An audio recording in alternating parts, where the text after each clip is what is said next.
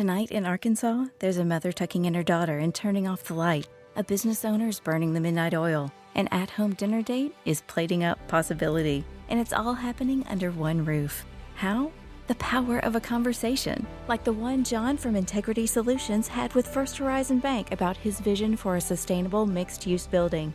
Now it's not just words, it's life. First Horizon Bank. Let's find a way. Go to firsthorizon.com/John. First Horizon Bank, member FDIC. Today's show is brought to you by ExpressVPN. Protect your online activity today and find out how you can get 3 months free at tryexpressvpn.com/space. That's tryexpressvpn.com/space for 3 months free with a 1-year package. Visit tryexpressvpn.com/space to learn more. 15 seconds. Guidance is internal. 10, 9. Ignition sequence start. Space Nuts. 5, 4, 3, 2. 1, 2, 3, 4, 5, 5, 4, 3, 2, 1. Space Nuts. Astronauts report it feels good. Hello and welcome to the podcast we like to call Space Nuts. I'm Andrew Dunkley, and with me, as always, astronomer at large, Fred Watson from the Department of Industry, Innovation and Science. Hello, Fred. Hey, how are you doing, Andrew? I'm quite well. It's very exciting. There's a lot going on at the moment. Near-miss asteroids and there all was, sorts yes, of... that's Yeah, right. had a close call the other day. Last week, yep. But they didn't tell us about it till it missed. Funny that. But today we're going to talk about a few other things. Some new exoplanets have been found, and they're pretty close by. In fact, some of the closest ever found so far. But what's really interesting about these ones is they may well be able to help us understand planetary formation, maybe. There's also been, this has only happened in the last couple of days, a solar sail has been deployed. It's in test mode right now, but more exciting news to come on that. But this is a new test on propulsion using, obviously a solar sail gets pushed along and doesn't need fuel. We'll look at that and some questions about UFO detection, antimatter galaxies, and Voyager and the New Horizons probe. So we'll get into all of that. But first of all, Fred, some new exoplanets that have been discovered by TESS. Yeah, TESS, the planet-finding satellite that in many ways is a successor to the Kepler spacecraft that was so successful in finding planets orbiting other stars by the dimming of the light of the star as the planet crossed in front of it. So TESS is an acronym for Transiting Exoplanet Survey Satellite, of course. It's a NASA spacecraft, and it's already doing its thing in terms of, pulling in discoveries of new planetary systems. I think, if I remember rightly, one of the distinguishing features of TESS is that it will survey a very, very wide area of sky, unlike Kepler, which looked at really quite a limited area of sky. So TESS I think it's got the wherewithal to look at the whole sky, and by doing that, you can build up statistics in perhaps a more sensible way than if you're just looking at one tiny patch of the sky, where you don't have the benefit of saying, well, this is a global phenomenon. So one of TESS's discoveries, which is called TOI 270, and TOI stands for TESS Object of Interest, which is quite a nice acronym, really. Basic, but functional. Yeah, functional. That's right. It tells it like it is. TOB would be a TESS Object of Boredom, which would be the opposite, really. But this isn't a TOB; it's a toy. So this is the 270th of these TESS Objects of Interest, and it's already, got scientists excited. There is a paper in a very recent issue of Nature Astronomy which talks about this system of not just one, but actually 3 planets that have been discovered, with the possibility that this solar system might have more planets as well. So you're quite right, it's relatively nearby, 73 light years away as the crow flies. But what we are seeing in this system is a rocky planet a bit bigger than the Earth, and two planets which are a bit smaller than Neptune. So that they're called sub-Neptunes, and the bigger than Earth ones are called super-Earths. I don't like that. I don't know why, but it really narks me. It's like when they talk about a super virus. It just, Yeah. it's a virus or it's not. Yes, I'm not keen on super as a descriptor. Yes, super Earth. Anyway, it means it's bigger than Earth. I suppose if it's much bigger than Earth, it's a super duper Earth. But this is only a super Earth. So it's all about, what's really interesting is, how these planets are formed, and how they come to be in their present sort of circumstances within their respective solar systems. The reason why I mentioned that is that these planets, and you and I have spoken about this before, they form what's called a resonant chain. A resonant chain is where you've got, how can I put this? The best way to put it is that if you look at the ratio of their orbits, either in the time it takes to go around their parent star, or the semi-major axis is the technical term for the distance to the parent star on average. If you look at that and look at it for the whole family of planets, then when you look at their ratios, they're in integral numbers.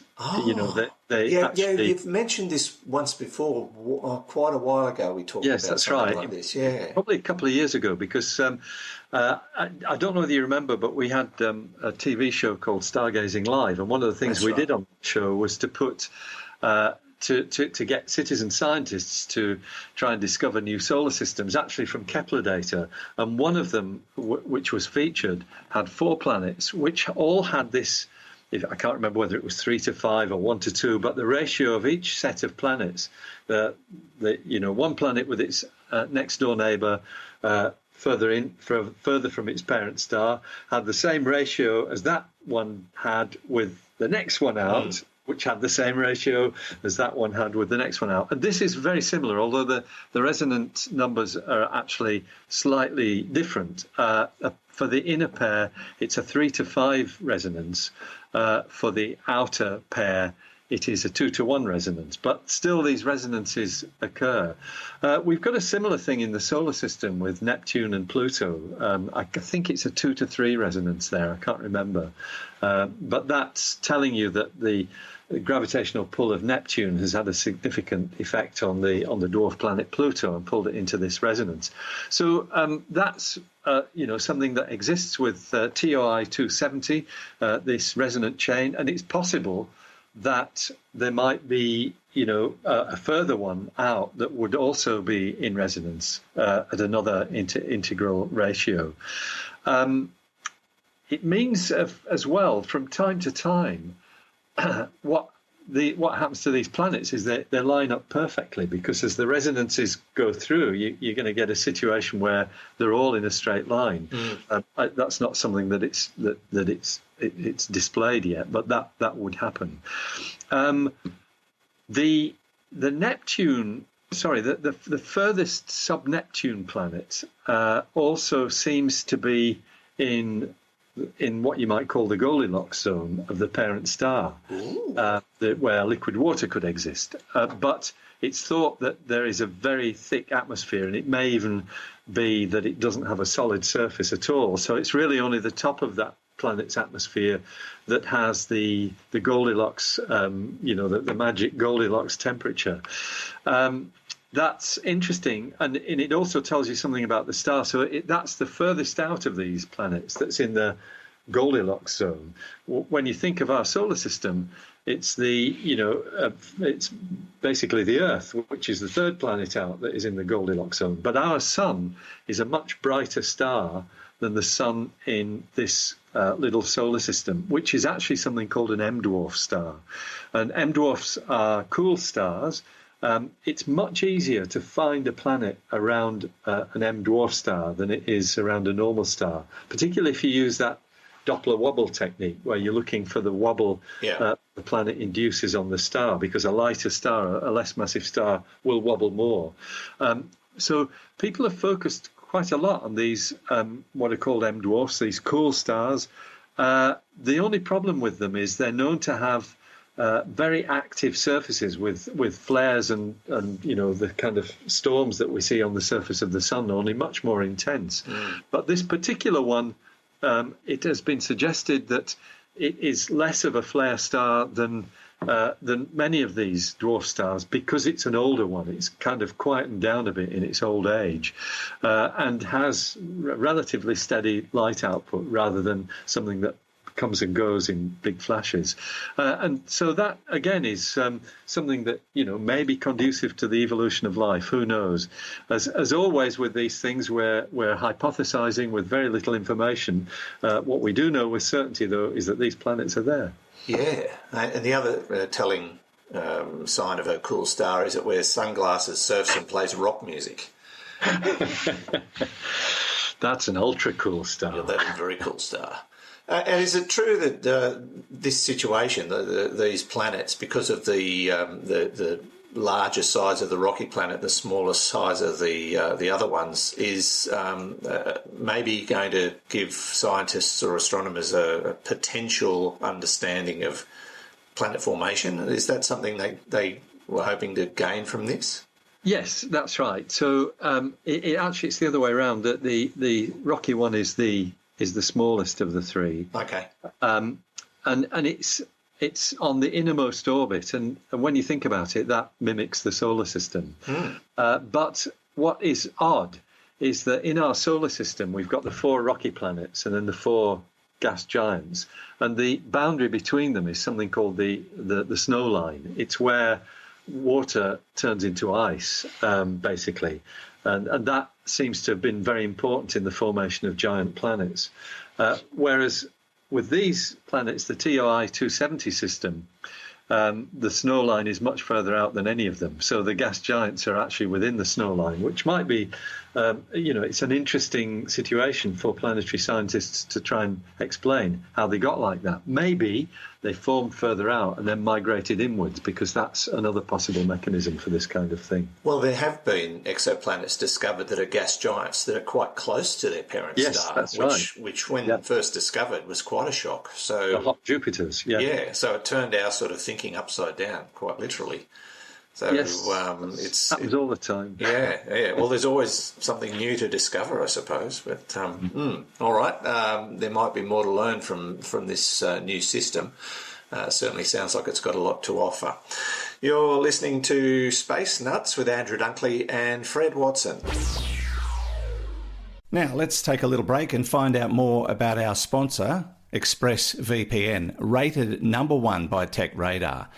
This is the one I use. I've been using it for a couple of years and I love it. When I joined ExpressVPN, they were brand new to the market, but I read a lot of reviews and did a lot of comparisons, and there was just something about their business model that I particularly liked, and a couple of years down the track, honestly, can't complain. Their interface is very easy to use. Their service is second to none. I've had to contact them a couple of times about certain things that I wanted to do, and they were brilliant. So you may be wondering why I do need a VPN at all. It's all about privacy. Do you really want big tech companies, governments and others knowing what's going on with your online activity? Even if you're having nothing to hide, it just feels downright creepy. I think you'll agree. And governments are getting more and more interested in what you're doing every day. And so, protecting your privacy is what VPN is all about. And how often do you run across websites that you want to get information from only to find that they're geo-blocked? This is becoming an increasing problem, but ExpressVPN solves that problem for you. Now, if you go to our special URL, you'll see quite a list of things this service can help you with, things you may never have thought of before. As I say, it's the one I use, secure, fast, and it just works. So protect yourself online today and find out more about how to get 3 months free at tryexpressvpn.com/ space. That's TRYEXPRESSVPN.com/space for 3 months free with a 1-year package. Try expressvpn.com/space to learn more, and you'll find the link details in the show notes and on our website. Now, back to the show. Roger, you're loud and clear here also. Space Nuts. Now, Fred, a lot of people are looking at different ways of delivering payloads and people into space, returnable combustion launches and all sorts of things. But right now, as we speak, there is a test going on near the planet where they're using a solar sail. Now, we've talked about solar sails before. This is a fuel-less process to push something along across interstellar space, technically. Tell us what they're doing. Yes, that's right. So it's a bit of a hot topic in the science of astrodynamics, how you send spacecraft around. The idea of a very large sheet of very fine material, something like mylar, which will catch the photons of light that come from a bright source, and in this case it's the sun, which is why we call it a solar sail. And those photons of light actually, what they do is they impart momentum to the solar sail, and because that solar sail is big, it's the momentum that you gain from the sun is significant, and it actually pushes the spacecraft forward or in a direction away from the light source. So this is something that's been an idea that's been around for a long time. It is, just as an aside, it's one of the proposals for that will be tested in a program called Breakthrough Starshot, which is an idea supported by the Breakthrough Initiatives Foundation. I think that's what it's called, initiated by a Russian billionaire by the name of Yuri Milner. He's set up a number of initiatives which are called Breakthrough generically. One of them is Breakthrough Listen, that involves kind of SETI-type observations with 2 very large radio telescopes, one of which is here in Australia, the other in the United States. But Breakthrough Starshot is looking at the potential of a laser-driven solar sail flight to the nearest star other than the Sun, Proxima Centauri. That work is ongoing. Meanwhile, the work that we're talking about today is unfolding, and that's probably the best word for it, before our eyes, because the Planetary Society, which is a non-profit organisation, very well-established, long-established society with its mission to explore the planets, they crowd-funded a little spacecraft called LightSail 2, which was launched in June, about a month ago, June 25th. And then a few days ago, it actually opened its light sail successfully and is now kind of sailing. I think it's basically at the moment, it's drifting in an orbit about a bit more than 700 kilometers above the Earth's surface. And as we speak, what the mission scientists are doing with LightSail 2 is using the solar sail to change its orbit. And that's, the kind of critical test. If you can set up the solar sail in such a way that it's receiving light from the sun in a particular direction, and then see the effect of that acceleration on the orbit of the spacecraft, then you know that things are working properly and you're kind of on a winner. What's also a winner, I think, is some lovely photographs that were sent back pretty well as soon as LightSail 2 was deployed, showing the spacecraft with the Earth in the background. Very, very nice It is imagery. A spectacular photo. It's like somebody threw away a picnic blanket and they just caught it while it was spiralling up through the air. That's right. A very shiny picnic blanket. A very shiny one. Yeah. Yeah. But sorry, go ahead, Andrew. I was just going to ask, how do you steer? Yeah, so you've got to be able to essentially change the angle of the sail in relation to the. So it's not unlike sailing in the wind. Exactly the same, with a few subtleties, of course. So you need to learn to tack, and you lead, and whatever else. I'm not sure about tacking. sailing to windward or solar windward. It's really all about, you think more in terms of the laws of reflection as to how this would work out. You want the solar sail to be in an angle to the sun, which gives you the acceleration in the direction you want it to be.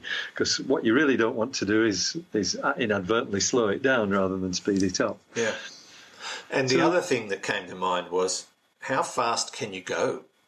Well, the Breakthrough Starshot program, using not solar power, but laser power. They're very high-powered lasers, which are one of the things that they're actually researching, whether you can ever make these things. So you have these things on Earth, and you shoot them, the laser beams, at your solar sail and just blast it along. And you do it for a relatively short length of time, but with a very large amount of energy. So you kind of need a whole city power station to provide the power to the laser. But once it's going, it's going. Yeah, that's right. But they're talking about speeds of about a third of the speed of light. Wow. So you're talking Really? 100,000 kilometers per second. Mind you, their spacecraft that they're talking about weigh a fraction of a gram. They're just like a chip with a few electronics on it that they hope will beam the signals back. This is all still very much in the world of speculation, but it's what the Breakthrough Starshot program is working on. And it's quite nice that the Planetary Society are sort of coming to the party on this and doing some tests to actually check out whether these fairly esoteric ideas will work. One thing that we can't announce, you and I, in our conversation now, because the Planetary Society won't tell us what it is for another 10 hours from the time that we're recording. By the time this podcast is released, this news will be out. So I might get our producer to add it to our Facebook page so that people can take a look. I think that's a good idea. But yeah, there is a major announcement that's going to accompany this. Exactly, and it is being made by the Planetary Society. They won't tell us what it is, but we can guess it's something to do with solar sail projects. It's in 10 hours from the time that you and I are speaking, so that's kind of, well, that's where we are. Actually, it's probably, yes, it's 10 hours. That's right. It's 5 p.m. UTC. Okay. So look on our website or Facebook site. I'll have to remember to tell him now. Yeah, you've got to remember to tell him. I will write a note. But yeah, it is exciting news, and if they can find I suppose a comparatively cheap form of functional propulsion, there could be some very good applications for it, especially for unmanned long-haul travel, I suppose. That's right. It is. It's basically, as you say, it's long-haul travel, and and it's probably, well, the whole idea of Breakthrough Starshot is to try and get a probe to Proxima Centauri in something less than a human lifetime. Because if you do it with chemical rockets, your travel time is about 60,000 years, and most people lose interest on that sort of time. I would get a bit bored. I mean, I'd probably be able to solve a Rubik's Cube by then, and that's about it. Without the book. Well, I could only do it with the book. All right. Well, we wait with bated breath as to what they're going to announce in regard to the solar sail project, but very exciting news. You're listening to Space Nuts with Andrew Dunkley and, of course, Professor Fred Watson. 0G, and I feel fine. Space Nuts. Now, Fred, need to shout out again to our patrons. Our Patreon account is now 28 strong, so thank you to everybody who puts their money where their minds are and supports our little podcast. We really appreciate it. You can find us at patreon.com/spacenuts. You can also find us on Facebook. We have a presence there, and if you want to follow up on the solar sail story, I will make certain we've got that announcement posted on our Facebook page. And of course, we're on YouTube, and we're on every known to man podcast platform on planet Earth and on Mars.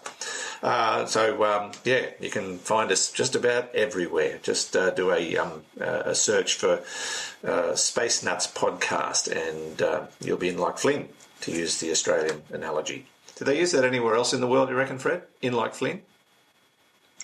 You don't even know what I'm talking about. That's because I was reading up about our next question. All right, well, let's get straight into those. We've got a few questions because a couple of them I reckon we can bump off quickly. I usually like to do that to my colleagues at the radio station, catch them off guard. I quite often, at the end of my shift, have a chat to the fellow that's going on air, Richard, and I keep him talking till the news finishes, and he suddenly realises there's a massive air gap. And I get him at least 3 times a week. Got him a ripper this morning. It must have been at least 3 seconds before he hit the button. Oh, I'm terrible. Let's go to the questions. Yes, he's such a charmer. That's well, if you can't make it fun, what's the point? Hi, Andrew and Fred. I was thinking about UFOs and alien visitors and started wondering if, with all the monitoring done in our skies and tracking of space junk and all the man-made satellites in orbit, would it be possible for an alien UFO to be able to enter into our atmosphere without being detected or having its flight path tracked? Hoping you might tackle this question on your show one day. Yeah, we will do it one day, Rick. Thank you. Rick Grange, thank you for the question, Rick. Let's tackle it now, Fred. First of all, assuming that such a thing exists, I would also imagine they'd have stealth technology. You would think so, wouldn't you? And, of course, stealth technology is all about remaining unseen. I think basically the answer to Rick's question is yes. Would it be possible for an alien UFO to be able to enter into our atmosphere without being detected or having its flight path tracked? A lot would depend on how stealthy it was, if I can put it that way. Well, let's assume it doesn't have stealth technology, and it's like the space doogie that passed us by, 18 months ago or whatever, which was, rather tongue-in-cheek referred to as a potential alien spacecraft. But, we didn't catch that one till very late. That's right. And a lot depends on the size. I mean, that thing was 200 metres long. Which is quite a large object. It was, if you remember, it was the shape of a French breadstick, and other things. 40 metres wide. So, and that was found, but it wasn't found until after it had passed close to the sun, and it was found by telescopes which are looking for near-Earth objects, natural near-Earth asteroids. Now, they are pretty good at detecting things, and if the illumination was right and the thing wasn't coming at you directly out of the direction of the sun, then yes, that would allow you to detect a solid object. And if you imagine the alien spacecraft was nice and bright and shiny, like many of ours are, in order to reflect the heat of the sun, then it would also reflect the light of the sun and would show up very well in visible light and infrared radiation. If it had, any kind of radio transmission devices on board, that would also alert us to its presence. The sensitivity of our radio receivers is certainly good enough to detect something that was leaking radio radiation that came from another world, Alpha Centauri or somewhere like that. And there's also, of course, a lot of defense-related radar tracking. So you wouldn't actually need this thing to be emitting radio signals to be able to track it by radar, because it would be picked up by its reflection of signals beamed from Earth or perhaps even from space. So the answer is yes, it would be possible, I think, to enter into our atmosphere, but I think it would actually be quite hard. I think we would probably know about it if something like that did turn up.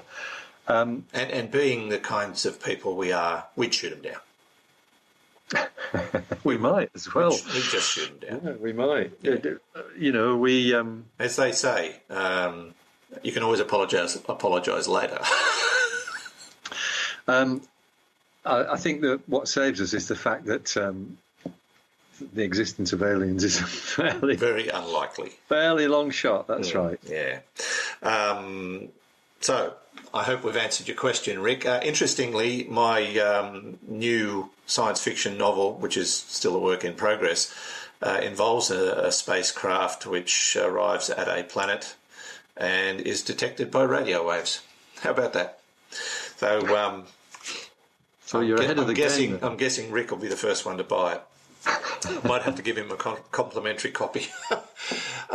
We better move on to our next question. Thank you, Rick. Hi, Andrew and Fred. From my basic understanding of the Big Bang Theory, I recall that in theory it should have resulted in an equal quantity of matter and antimatter in the universe. The dogma appears to be that now the universe is lacking in antimatter and there is an imbalance between these two types of matter. Our immediate environs in the universe are known to be composed of matter, and we have physical evidence that the planets in our system and our sun are not composed of antimatter. However, how do we know that all the visible galaxies in the universe are formed from normal matter and not antimatter? If a galaxy were composed of antimatter, would the light it emits appear any differently from a normal matter galaxy? Couldn't a hypothetical antimatter galaxy exist as long as it doesn't make contact with another galaxy composed of normal matter and result in an annihilation of the two galactic masses? Alberto Catalano from Sydney. Alberto, hello. I think we've heard from you before. Fascinating question. It's a great question, and one that's got, a kind of yes but answer. They're always the best kind. As they always do. So we can tell when matter and antimatter annihilate because they emit gamma rays with a characteristic energy. So we know that there are clouds of antimatter in our own galaxy, but they're being gobbled up by colliding with normal matter, and so you get these gamma rays, allowing us to detect their presence. That's what always happens when antimatter and normal matter get together. But the question is well placed, because there could be deep in the universe there could be antimatter galaxies that we know of no theoretical reason why they shouldn't exist. And theoretically, it would behave just like a normal galaxy. It would have its stars, antimatter stars, and all the rest of it, all the other types of things that are in it. Except north would be south, east would be west. Actually, up would be down. Right about north and south being swapped, because what distinguishes matter from antimatter is the electrical charge. It's oppositely charged. Dogs and cats that live together. Exactly, that's right. So this is the electromagnetic effect, and that might swap round the north and south poles. Never mind all that. The bottom line is that we think it would be very hard to isolate an antimatter galaxy from normal matter, because we know, for example, that between the galaxies there are stars, there are intergalactic stars, which are probably stars that have been ejected from the centres of their galaxies by collisions or interaction with a black hole or whatever. Those stars might very well drift into your nearest antimatter galaxy and, of course, immediately annihilate with the matter there and produce a signal, which might give rise to a background hiss, if you like, in gamma rays that will be coming from antimatter galaxies that are having drips of matter falling on them gravitationally. And the bottom line is we don't see that. We do not see any evidence of this kind of activity, no matter how far out in the universe we look. We don't see evidence of antimatter and matter colliding. So that suggests that the theory is correct, that yes, maybe the universe was a very nearly equal mix of matter and antimatter when it was formed, but the matter just won out slightly. There's more matter than antimatter, and that like VHS beat beta, basically. That's what happened. So yes, that's right. Yeah, as it always is. Yes. So there might be antimatter galaxies, but we don't think there are. That's the end of that's the end of the story as far as we know it. It's not impossible, but we don't think they're there. Okay. There you go, Alberto. Great question. Thank you very much. Let's file into another one. We'll try and bump off 3 today. Actually, in the course of putting today's questions together, we discovered there were several that we had answered during the course of recent conversations from other people who had similar questions. So if you haven't heard your name since, writing to us in April, May, it's because we've already covered it. We're pretty confident of that. Hi, Fred and Dave. I think I'll stop there. I'm going to stop there. Anyway, that's what it says. I've always found the Voyager mission incredible in that it's still functional after 40 plus years. The distance and speeds covered are incredible. Can you explain what functions are still available and what information we can receive from them, the Voyager probes, I assume you're saying, in the future, and what will be useful? Is there any plan to replicate the mission, and does the New Horizons mission have similar functions available to the Voyager compared to the Voyager spacecraft? Any information you would have would be awesome. Love the podcasts. Big fan. Adam O'Brien. Thank you, Adam. Dave here. Over to Fred.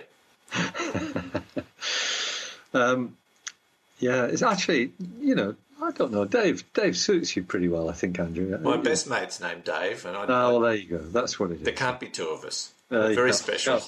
You can't have 2 Daves. Yeah. When I was Although there was a great duo that put out a particularly good song some years ago called David and David. Welcome to the Boomtown. Yeah. Just that would saying. Be good. Yeah. To the question. Yes. Actually, there is still a lot of functionality in the Voyager spacecraft, both of them. They're not, as young as they were when they were launched, as Adam says, 40 plus years ago. But their energy source is still active, and some of their instruments are still operational. There is actually, just the for coffee reference, maker still works too. What still works? The coffee maker. As far as I know, the only amenity that there is on the Voyager spacecraft is a long-playing record. Yes, I know. Which does not actually make coffee. So you can be entertained, but you can't have a drink of coffee if you're an alien. The 2 Voyager spacecraft, both of which took advantage of alignments of the planets to slingshot the spacecraft to this grand tour, as it was called, of the outer planets. Fantastic stuff. And still going strong. Voyager 1, the most distant human-made object in existence, still has, the ultraviolet sensors and some of the other sensors still fully operational. I think they don't have any facility now to rotate the spacecraft to measure the magnetic field in different directions. I think they've got to take whatever measurements they get, and that leads us to believe that these 2 spacecraft have now crossed the heliopause, which is the boundary of the sun's magnetic field. But it's incredible that they're still working, and the estimate is that the electrical power and the propellant that you need to actually just shift the spacecraft around to maintain its attitude properly, that will last until around 2025. Once 2025 goes by, the RTG, the radioisotope thermal generator, which is a little container of plutonium, and that provides heat, which provides electrical power, that will have faded to the extent that any further science instrument operations will have to cease. And so there won't be any data coming back. But that's still astonishing, really. 2025 for spacecraft that were launched back in the 70s, 50 years later. We've still got 6 years of data to collect. We're still learning.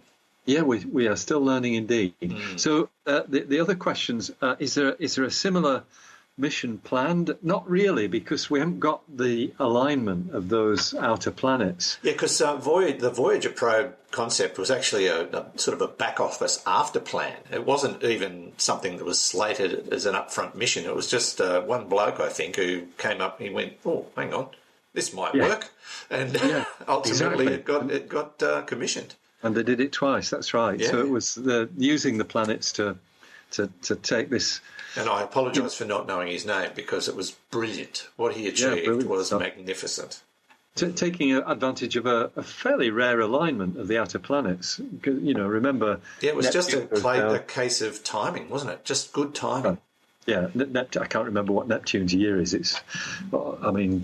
Pluto is 248 years, and Neptune's actually in as we said earlier, a resonant orbit with Pluto. So it's of the order of 180 years or something like that. So yes, there aren't any plans to replicate that. The New Horizons spacecraft, of course, does have similar functions. That was one of Adam's other questions. Has it got similar functions on board? It has something like, I think it's got 6 major instruments on board, all of which, as far as I know, are still working, including a dust counter and all the telemetric and magneto-sensitive instruments, as well as the cameras and the spectrographs. New Horizons is in very good health and will probably last 50 years as well. Wow. Who knows? Is it going a different way? It is, yeah. It's going in a different direction. All 5 of the spacecraft leaving the solar system are going in different directions. There are 2 Voyagers, 2 Pioneers, and New Horizons. Fantastic. And all of them will almost certainly outlast our species, which is a very interesting thought. It's not a nice thought, but if we're talking billions of years, that's okay. Yeah, we are. Billions of years. All right. Thanks for the question, Adam.